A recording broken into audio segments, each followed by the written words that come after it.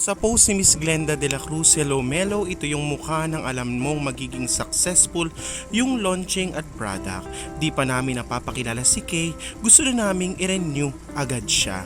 Yan nga po ang post ni Miss Glenda matapos makatrabaho si Kim Chu. Nagpost pa nga siya ng ongoing shoot with Kay. Diyos ko, kilabot pills. Isang buwan tayong goosebumps nito, nakaka-LLS. Yan po ang mga teaser ni Miss Glenda bago niya pangalanan na ang bagong endorser ng Brilliant ay si Kim Chu.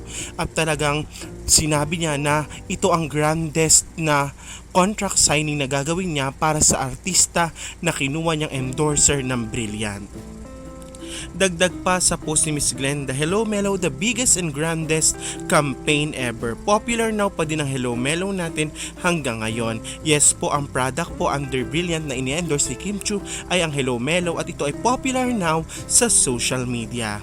At naipost nga ni Miss Glenda na sold out na daw po ang pan 3 months niyang stock ng ilang araw lamang mula nang inilaunch na si Kim Chu ang bagong endorser. Kaya nga napasabi si Miss Glenda na gusto niyang i-renew agad si Kim. Pero ang pinakamagandang sinabi ni Miss Glenda is kaya naman pala ang bait niya.